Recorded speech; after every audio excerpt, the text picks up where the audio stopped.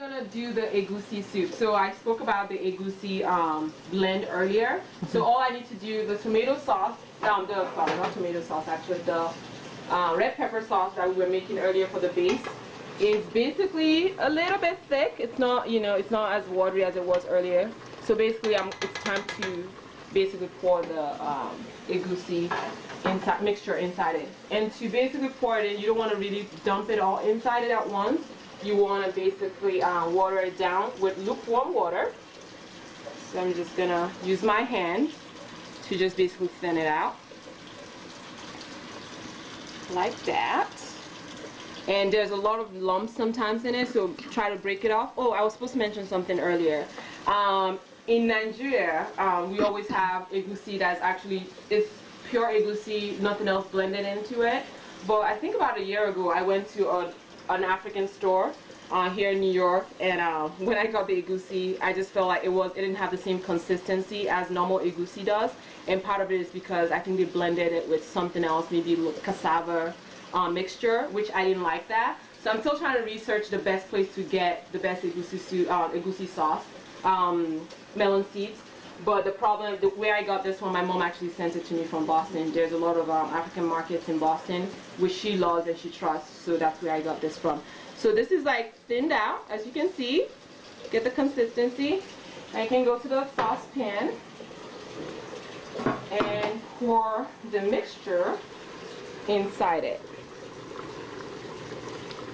It's such a pretty color. I love like the cream against like the red sauce. And then you can pour more water inside it to thin it out.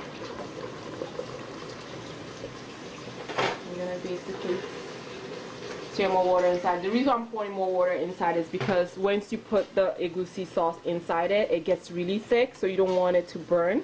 So that's why I'm basically thinning it out. So you can see it gives you more of a pinkish sort of like mixture. There's different way that people do it. Sometimes in Nigeria, people have actually rolled the egusi into a little mini like ball, like a dough, and then dump it inside it, so it can act as a meat because it's in chunks. But since I've been in America, my mom just started pouring water inside it and pouring it inside it, so that's what I'm doing.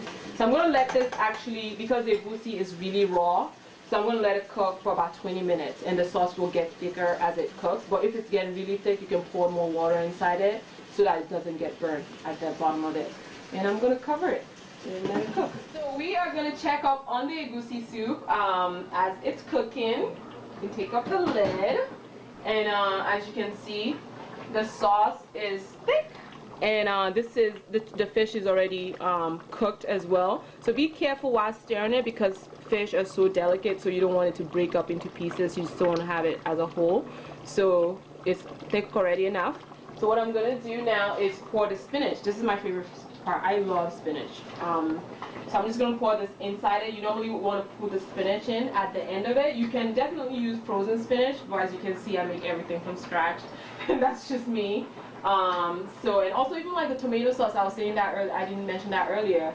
You can use a canned tomato. You don't have to use a fresh rolled tomato. That can cut down your time. So what I'm going to do is just try gently to stir the spinach into the egusi sauce. So stir, but be gentle because of the fish. I don't want it to break up, so I'm going to just keep stirring it a little bit. And the spinach is going to basically wither as it cooks, but that's fine. That's just the main purpose of it. But that's why you want to put it in the last minute. You don't want to put it before, because you don't want it to wither all the way. So I'm going to pour the balance of it inside it, and then stir it again gently, and then just let it cook again for another 15 minutes, and then it should be done and ready to serve after that. We're gonna check up on the egusi sauce. So it's, as you can see, the spinach is already withered into it, and the sauce is not as watery as it was earlier. So it's a little bit thicker. It smells so good. It does. Can't wait to like taste it. So this is just the end product of it, basically, and then you just serve it. So you let it sit and serve.